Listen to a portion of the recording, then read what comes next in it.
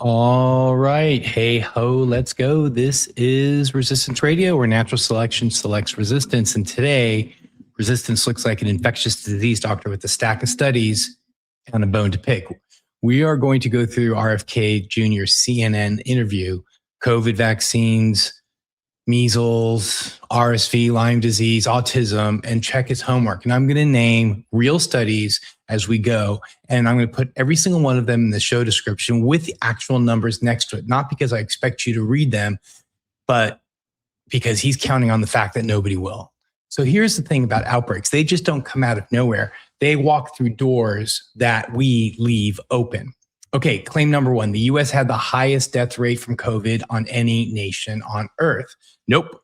Peru, Bulgaria, Hungary, they all had worse death rates per person. But hang on, because the true version of this is almost as bad. And that's the part that he skipped. You see, researchers at JAMA compared the US to 20 similar wealthy countries. Think like Canada, Germany, Japan, the UK, from mid-2021 to early 2022. We lost more people per capita to COVID than every single one of them. Not almost, not most, but all 20 of them. How much worse? Somewhere between 150,000 to 470,000 extra deaths compared to what our peers experience. That's like a mid-sized American city. Gone. Now, here's the part that should stop you cold. That gap was much smaller in the 10 states with the highest vaccination rates. Same virus, same country, different outcomes depending on the shots. So he got the trophy wrong, but the tragedy right, which is the most irritating possible way to be incorrect. If you're going to be outraged about the death toll, at least be outraged about the real number. Claim number two, ICUs were empty all over the country, including New York City at the height. That isn't a matter of opinion, it's the medical record. New York City public hospitals had to build brand new ICUs inside emergency rooms, operating suites, and regular hospital floors because they ran out of actual ICUs. They shuttled patients between hospitals to spread the load. They brought the Department of Defense, actual military personnel, into Manhattan. They trained 20,000 staff members in 2 months, including nearly 9,000 nurses. They opened up 3 field hospitals. One of those was inside the Javits Convention Center. In 28 days, it took in over 1,000 COVID patients transferred out of city hospitals. At its peak, 453 patients were there at once. The doctors who ran it wrote up about it afterwards and called it the largest field hospital operation in American history outside of a war because, quote, the surge had overwhelmed and outnumbered the intensive care resources in New York City. Meanwhile, the CDC counted 203,000 confirmed cases in the city that spring. And of the people who were sick enough to be hospitalized, roughly 1 in 3 died. You don't turn a convention center into a hospital because the hospitals are empty. Claim number 3.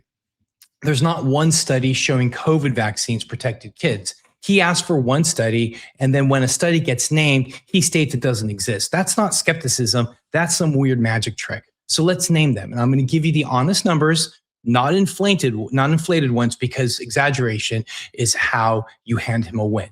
So in 2023, a review in JAMA Pediatrics pooled 17 studies covering nearly 11 million vaccinated children from ages 5 to 11. Vaccinated kids had about half the odds of catching COVID and about 1/3 of the odds ending up in the hospital.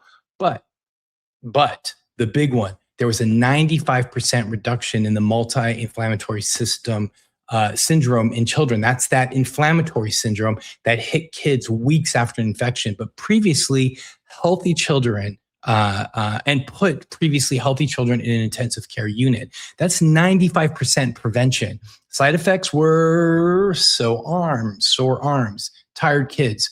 Serious problems were rare. Myocarditis, which is that heart inflammation, the one that everyone worried about, ran about 2 cases per million second doses. Now, in toddlers and preschoolers, a New England Journal trial found that 3-dose series was about 73% effective against symptomatic COVID. And I'll say the unglamorous part out loud. That estimate came from a small number of cases. So the real number could possibly be anywhere between 44 to 88% efficacy. But that's how real scientists talk. But he exploits that honesty and he calls it doubt. In older kids from 5 to 17, the updated shots cut infections by half. So no, it's not 100%, and nobody credibly ever talks about things as being 100% effective.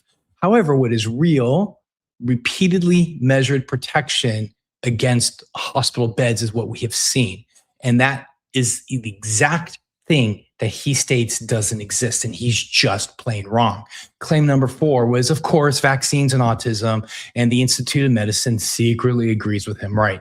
But it doesn't. Now, there's a 2004 report that he's invoking that looked at the measles, mumps, and rubella vaccine, also called the MMR, and thimerosal, and concluded the evidence favors rejecting a causal relationship. Now, let's talk about what that means. Favors rejection. That sounds squishy. Well, that's on purpose. Scientists write that way because we don't ever say never about anything. But he has built an entire career on that inch of humility. So here's what filled that inch since. A meta-analysis of more than 125 million children finding no connection between autism and vaccines, MMR, thimerosal, or mercury. A separate deep dive in pediatrics just on thimerosal alone, a review in the Lancet Infectious Disease going through the whole body of vaccine safety since, and the CDC says it flatly that this is a safe, these are safe vaccines. But he can't point to one study that he can wave off. It's actually really a library of studies. Claim number 5 was RSV and Lyme disease will almost certainly come from gain-of-function experiments. Okay, let's start with Lyme. Scientists sequenced 146 samples of the bacteria that causes Lyme disease and traced its family tree. It's been in North America since before the last ice age. That's roughly 20,000 years ago. That's thousands of years before Europeans arrived, let alone anyone had a laboratory. So why does it feel new? It's because we cut down forest. We built suburbs into the woods. The deer came back and the ticks came with them. Lyme didn't change. We did. Let's talk about RSV. This was first isolated in 1956 from sick children. We've known about it for 70 years. Now, the recent weird RSV seasons, now these are real, and I'll give you an honest version of this. The best explanation is that the year after mass and closed schools, RSV basically vanished. England recorded alone a 99% drop just in one winter alone. Then it came roaring back off season because a whole cohort of children had never been exposed. But there's a legitimate challenge to that story worth knowing. One study looked at over 340,000 RSV cases and found that testing went up 19-fold, meaning that some of that surge was just us finding RSV that we used to miss. Either way, immunology and lab tests, but not bioweapons, which is what he suggested. And of course, he's wrong. Claim number 6, measles is spreading because of lockdowns of religious communities. The real projections are actually scary enough without inventing a villain. A 2025 JAMA modeling study looking at our current vaccination rates showed that there's an 83% chance of measles becoming permanently established in the US again, a disease that we declared eliminated in 2000. If MMR coverage drops another 10%, the model projects 11 million cases over 25 years versus about the 850,000 if we hold steady. A separate PNAS model looked at a smaller 5% drop in vaccines, and we still got to over 17,000 cases and 36 deaths in a single year. And in the real 2025 outbreak, there was over 1,000 confirmed cases and 3 deaths by the end of May. 96% of those people who got sick were unvaccinated and had no vaccination record. About 1 in 8 ended up being hospitalized. He blames lockdowns. The data blame falling vaccination rates and the people with microphones telling patients to skip the shots. So where does all this land? Strip out the theater, and here's what's left. We've lost hundreds of thousands of more Americans to COVID than comparable countries lost. And then he states that the vaccination and the states that vaccinated the hardest lost the fewest. The kids' vaccines aren't magic, but they cut hospitalizations and nearly wiped out the multi-inflammatory syndrome for children. And I'll defend those numbers all day because they're real. Measles is coming back, and the math is not subtle about why. Autism question has been asked, and it's been asked, and it's been asked across millions of children, and the answer keeps coming back the same. Public health failures are almost always because of policy failures. And when powerful people pick spin over science, it's the people with the least amount of power who pay for it first. So this is Resistance Radio, where natural selection selects resistance. And today, resistance means fighting lies by bringing the clinical trials, the p-values, and of course, confidence intervals. That was a statistics jokes for the nerds in the audience. You know who you are.